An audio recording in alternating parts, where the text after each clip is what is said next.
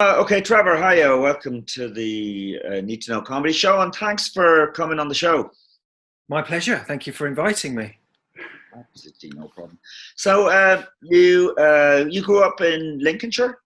No. No, that's what it No. says on your Wikipedia. I Oh, think. okay. No. I grew up in Northamptonshire, Oh, okay, in the right. villages of Flor and Bugbrook. Okay, I'm not familiar with those, but so was comedy something you wanted to do when you were in school? I didn't really know what comedy was really. I mean, Hmm. uh, I have a memory of Alison Taylor, who was my dinner monitor. We had dinner monitors at my school, so you had to all lunchtime. You all have to sit on uh, a table with 8 spaces around the table, and there's the big ones, the 10 and 11-year-olds, all the way down to the 5-year-olds. And Alison Taylor was 10, and she was my dinner monitor. And I sat next to her, and I was 5. It was my first year of school, and I can remember one lunchtime. We were all being very naughty. The whole school had been naughty, and the headmaster had to come in and Hmm. tell us off at dinner time. And there was silence, and I must have said something, and she whispered to me, she said to me, "When you grow up, you're going to be a comedian." And I didn't know what the word meant. I assumed it had something to do with making her laugh. And I Hmm. went home and asked my mum, and my mum told me what a comedian was. So I don't think I always wanted to be, but yeah, apparently, even from the age of 5, I was making You were girls being, laugh. Yeah. and you were being told that was your destiny, basically. Perhaps I didn't want to be a comedian. When I was little, I wanted to. First of all, I wanted to drive a train. Then I wanted to be a vet, and then I wanted to play cricket. Oh, right, yeah. Yeah, Train driving is very popular with young I'm. girls. I'm still thinking about it. I don't know if I'm too old, but I do love trains, and Right. my comedy doesn't look like it's going to be very easy to do in in the world of masks and pandemics. Yeah, I know. Maybe it's time to retrain. Yeah, yeah, Uh, exactly. Yeah, could be a lot of competition from other comedians as well. Um, I- maybe. Yeah. but so when you started out, you were like, did you go from school? When did you do your first gig? And My first gig. So I read philosophy at University College London. all right, okay. Okay. Um, so there was never a chance of me getting a job because I wasn't very good at philosophy. Well, if you do a degree in Well, philosophy, what can you do? You yeah, can do something else afterwards. Well, I didn't have any money to do another degree. Or if you're really good at it, you can teach it, or you can become an academic philosopher. One of my friends is a philosopher. He's I think he's at Sheffield University now. I think he's the head of the department there. I wasn't very good at it, so I either had to start again and do a degree that was sensible, yeah. or guess what? It was 1996 when I graduated, and there was a comedy boom in London.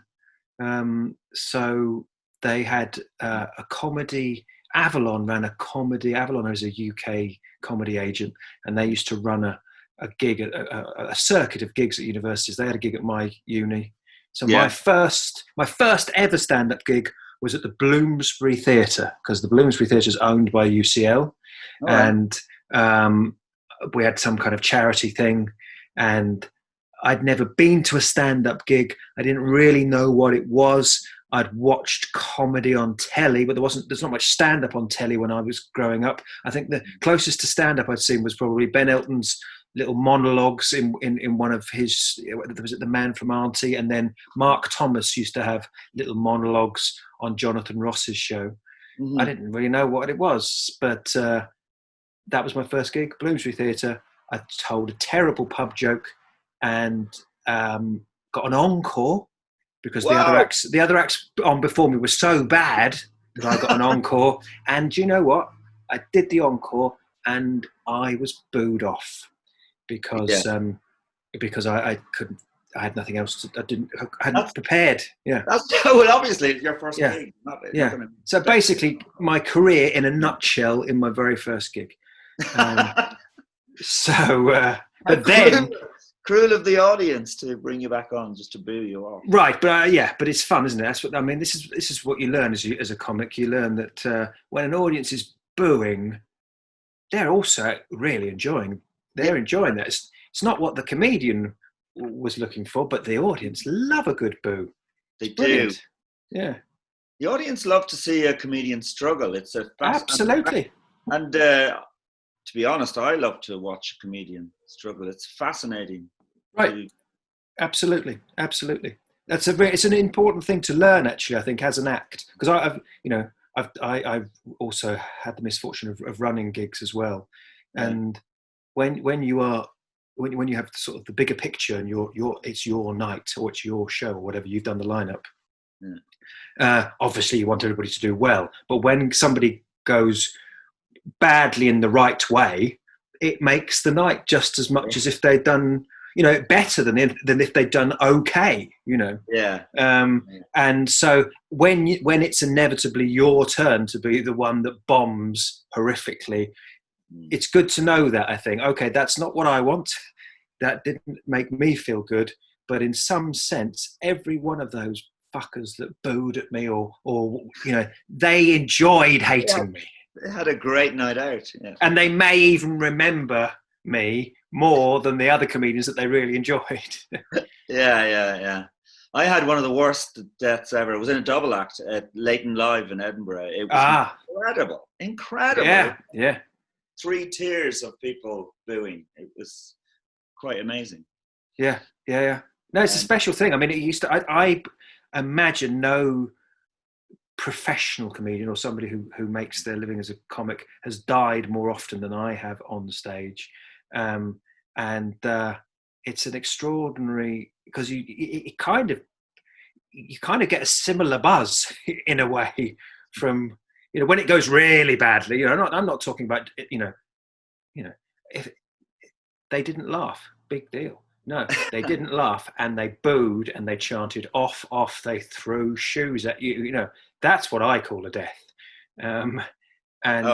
That's an amazing experience when you have a whole crowd chanting you to get off or throwing stuff at you. That's similarly as exhilarating as when you get a standing ovation. It's a reaction. So, I mean, your comedy style was. You're saying that you probably struggled a little. I'd never really seen comedy before. Okay. Yeah. And even when I did, so my first ever proper gig so after that silly gig at the Bloomsbury Theatre, my first ever gig was to host, just because I was at UCL. The entertainments manager at UCL asked me to host this comedy night, which had professional comedians. My first ever show was with Bill Bailey, I think. Within about 3 months, I'd compared Bill Bailey, Dylan Moran, Al Murray, Ed Byrne, Adam Bloom, Sean Locke. Wow. Okay. That was like the first 3 months of gigs, and I didn't know what I was doing. But interestingly, I didn't know what they were doing. And then I started doing the open spot circuit in London, and I twigged so late what people were doing. People were writing jokes, learning them, and saying them over and over at all different gigs. They would go to another gig and they would do the same jokes and just get them better and better and better. Practice makes perfect. And then they would have just a set list of jokes that they would say at all the gigs. And I didn't know that they were doing that.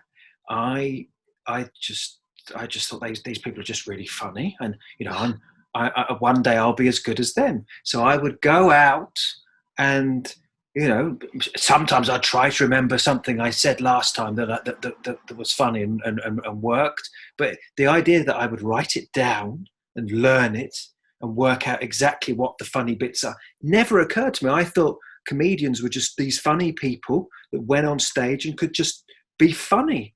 And really, I struggled.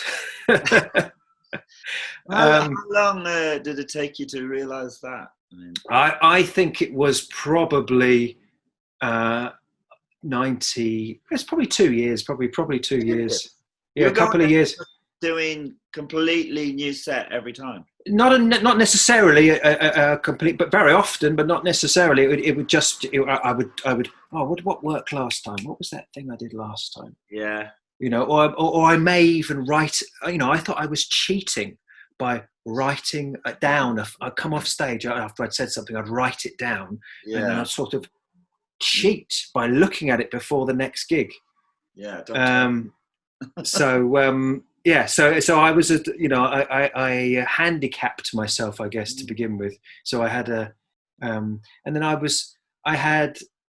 think so an agent saw me on a good night and got the wrong impression of me, because he just saw me on a good night, and I got signed to an agent with comedians that were much, much better than me, much in all sorts of different ways better than me, Ross Noble, Andrew Maxwell. But because I had the same management as them, I would get booked. Promoters would be forced to hire me. So if you want to get Ross Noble or Andrew Maxwell, then you've got to take this new kid. Yeah. So I'd be going up for gigs that I just didn't know how to do, couldn't do. Right, and I guess Ross Noble actually is one act who probably makes it look easy just going on stage and. But there you are. You see, so you can understand seeing Ross. It's like, that's the way to do comedy. Yeah. Yeah, exactly. Not everyone can do that. So you ended up doing a show in Edinburgh with Andrew Maxwell and Daniel Kitson, is that right? Yeah, so right early on, yeah.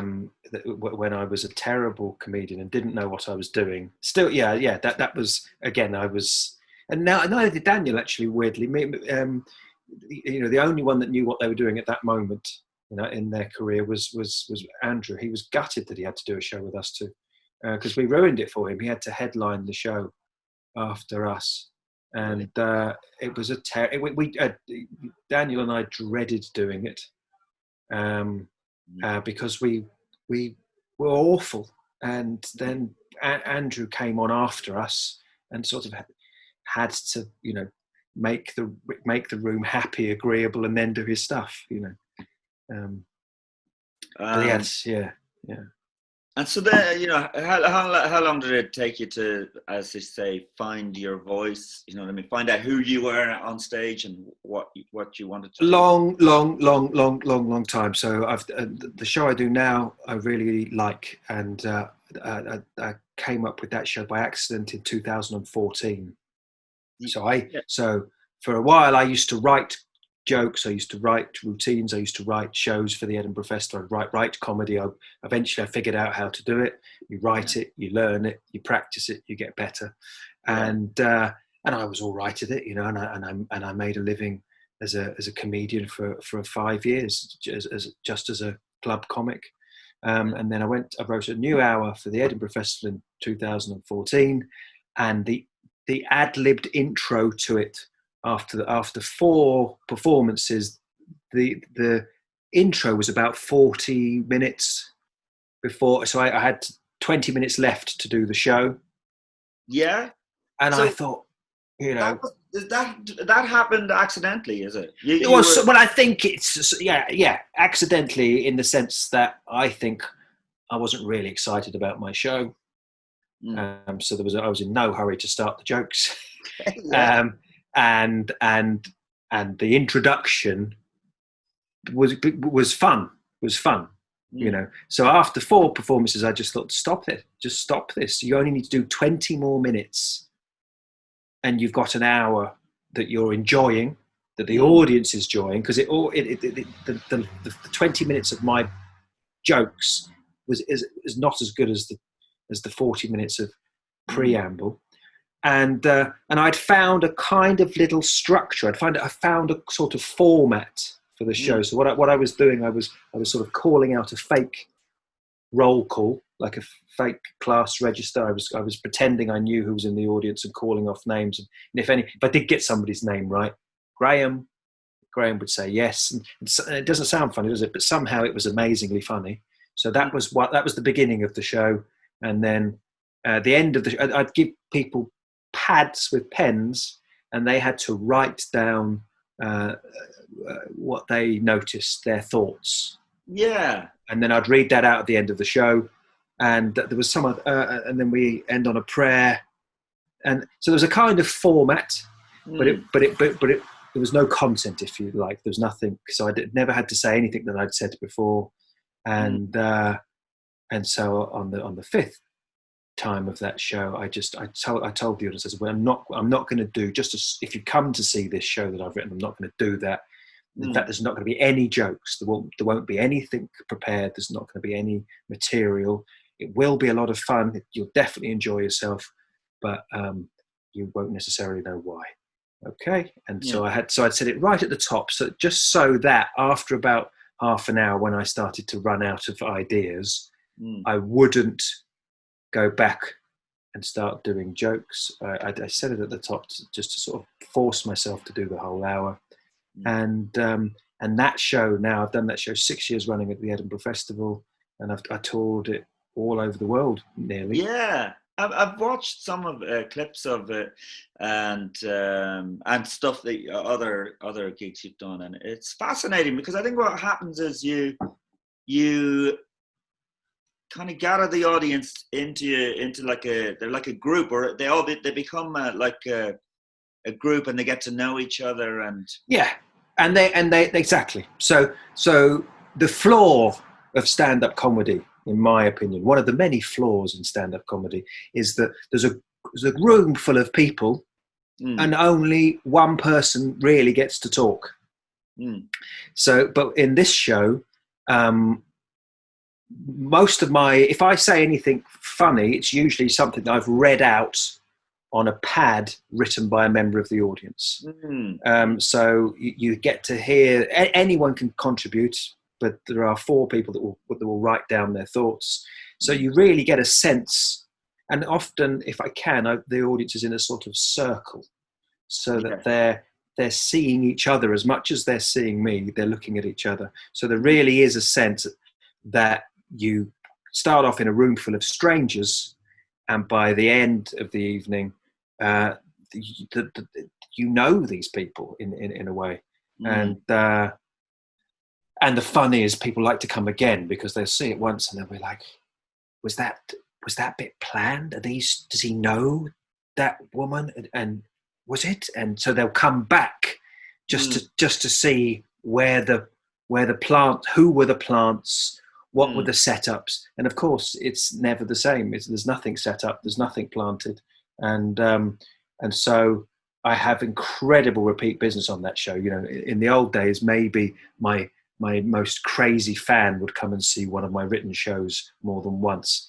But with this show, I mean, one of my craziest fans has seen the show well over 30 times, but normal people see it 5 or 6 times because you never know what's going to happen. Yeah. So this show is called Community Circle, is it? Mm-hmm. Yeah. So you've got people sitting in a circle, and then you give out pads to everybody in the circle? No, anyone who wants. There's about I usually bring along 4. You know, so sometimes people, diehards bring their own pads and pens. But yeah, it's usually about 4 people in the audience that do it. We try to do a range, a couple of women, a couple of men, a couple of old people, a couple of young people. Try to make it a sort of. We set it up as an experiment. So the idea is we're trying to discover if there is such a thing as reality. Is reality real? And then the methodology for the experiment is 4 different people of different ages and genders write down what they see happening in the room. Yeah. And whatever they see, whatever they're thinking, whatever they notice, their point of view, their subjective point of view during the show. Okay. And then, of course, from one point of view, there is no show. But things always happen. People always say something always happens. And then after, depending on how long the show's going to be, whether it's going to be an hour or a couple of hours, I start to read what people have written. and then that becomes the show. And then so I read what she's written, then I read what he's written. They've both written about the same thing, but from a different point of view. Give it back. 10 minutes later, I go back to them, and she's written about what he's written, and then he's written about what she's written about what he's written. Yeah. And so those two might be having a conversation for the rest of the show. This person there's noticed something that no one else has noticed. So you these narratives and these worlds, these different points of view come out, and it's a fun, unique, extraordinary. Is it more like a piece of theatre, really, or yes, or a workshop, or a therapy session, an encounter group? Yeah, but it's hilarious because you hear people laughing in a way that you don't normally hear them laugh at a regular comedy gig. It's kind of this giggly, uncontrollable. It's a weird thing because the main difference because I still do club comedy, and the main difference is when I am, even though I don't usually do prepared jokes anymore, when I know, I'm going to say this and it's going to be funny, and it's like a boxer swinging a punch. Yeah, you want that punch to land. You don't want to swing and miss. Okay. Now, when I'm doing the community circle, I'm not swinging. I'm not throwing any punches. The laugh. I don't know when I read out what someone's written down. I don't know where the laugh's going to come or if it is funny. So the audience, we are laughing in a different way to how we laugh at comedy, because at comedy, in a way, we sometimes know there's a punch coming, or we see it swinging, so we know where it should land. Yeah, and that's part of it. But with this, there's no one's swinging, no one's swinging punches, so there's nothing to land and there's nothing to miss. Yeah. And I think that's why it's a different quality of laughter. Yeah, but what I like about it is this kind of laughter you have when you're with your friends and you're making each other laugh. It's like, I think Steve Martin, when he started out with, thought, why can't I make an audience laugh like I can make my friends laugh? And he figured it out, I suppose, with physical comedy. Do you know that uncontrollable laugh? You don't even know why you're laughing, or you're laughing at something because it's so silly. Well, yeah, that's right. And I think it's because during the course of the show, people, sort of feel like they do become friends, and you hear about people. Someone might have written down a thing that you thought about, and so there is. It's you become friends. There is a community. You're not an audience. An audience is just people tightly packed in rows, or in the old days, tightly packed in rows. Now, probably, but still, they're all facing the same way. They're not looking at each other, and they're only peripherally aware of the other people in the audience. It's all on the focus is all on one thing. Whereas in my show, the lights are up, for example. There's never a spotlight. It's the house lights are up. You can see everybody. It doesn't feel like a show or a theatre, and so you're in a situation where you're just aware of other people. And I think that is why people do sort of make friends. Yeah. But the one thing about it, I guess, is that as a comedian, you would have to park your ego to do that kind of show. It's not a narcissist show, because you're taking the spotlight away from yourself. In a way. So pretty on a regular basis, the funniest 10 lines in the show, or the biggest laughs in the show, usually have nothing to do with me. Yeah. So it's either something I've read out from what people have written down, or it's something someone else has said in the room. So but I set it up. So So I get it all. So in a way, but from the very beginning, so it's not like if I was doing a monologue, if I was doing jokes, if I was doing a set, and someone said a very funny heckle, and that was the biggest laugh, that would hurt, because I've been punching away and getting these little hits in, and then someone's just poof, and got the biggest one. Well, that's a humiliation. But with this one, although consistently members of the audience are getting the laughs, actually, it's really good for my ego. yeah. Because it works. It's just a different setup, really. Right. Yeah. And can you do this show online now with the lockdown? I don't know. I haven't tried. I've been doing other things with lockdown. What I've just launched with lockdown is weirdly, considering I'm probably most known for shows without jokes. I'm running a thing called Joke Hospital, which is an online sort of writer's room where people bring jokes that aren't poorly jokes, and we make people's jokes better. That's the concept. So people at any level and any stage of development of their material, they email the stuff in to all of us who are participating. We have you can have a long look at it and make some notes, or just a glance at it, and then during the sessions, people take it in turns to sort of do an online gig, I guess, deliver their material, present their material, and then we give them feedback. It's a little bit like a community circle in the sense that everybody's allowed to say what they want, and I'm just sort of the teacher, the conductor, and yeah. Anyway, well, the show. I haven't seen that show live, and I only discovered it recently. I'd love to see it. Where are you based? I'm based in Dublin, just outside Dublin. Well, I did. One of my favourite ever ones was in Dublin about a year ago, actually. Yeah. We had Kevin Gilday in the audience. Oh yeah. I've done it twice in Dublin, actually. Yeah, I did it in Dublin 2 years ago, and hopefully we'll be back. Well, hopefully I'll see you in either at Edinburgh and Dublin. But yeah. So, as part of this Need to Know comedy show, I ask every comedian to recommend somebody who they've seen, who maybe most people haven't heard of, a comedian that you reckon is a really good comedian.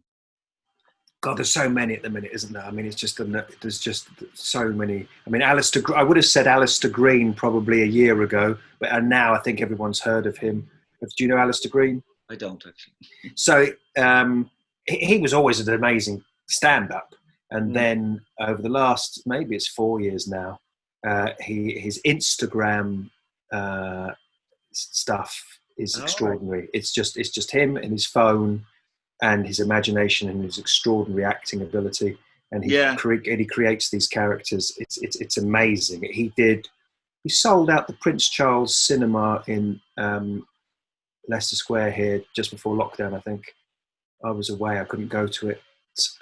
But it's stuff, little skits, little sketches that he's made on his phone. He did a night of all of them in the cinema. Oh, right. Check him out. Yeah, but follow him on Instagram. He's a genius. He's just an incredible performer. So I'm not going to say him because last time I looked at him, I think he's got a blue tick and he's got 50,000 followers. Okay, I'll check him out. But yeah, someone else maybe a bit more. John. Well, there's a guy I saw twice. I saw him do 10 minutes when I was absolutely blown away by. Last year, and then I saw his Edinburgh hour. So this is a guy called Johnny White. Really, that's his name. Johnny White. Really, and I don't know. I found myself watching him and being, I've realised I don't think I've been jealous of another comedian before. I was so jealous of his style. I hadn't seen anything like it, and I thought, God, that should have been me. I should have been this comedian. It's got everything, all different tones.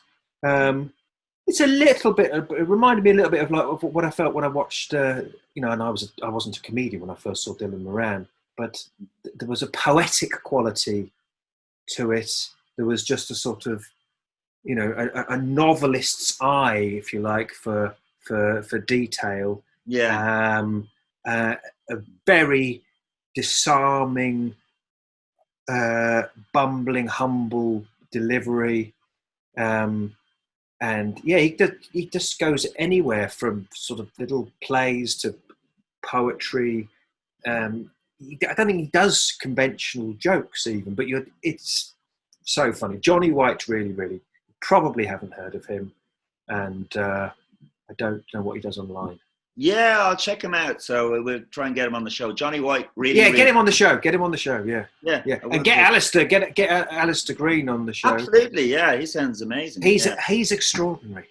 Yeah, there's amazing people coming up online, and I mean, even what Sarah Cooper is doing on TikTok. You know, the girl who lip syncs to Donald Trump stuff. Oh yes, yeah. But and I'm sure there's going to be a lot more of that. But it could be locked down for another year, so that's the way to go. That's the way we've got to go online, haven't we? It's crazy, yeah. But listen, Trevor, it's been brilliant chatting to you, and thanks. Yeah, likewise. Yeah. So, hopefully, I'll see you at Edinburgh next year. Yeah, definitely.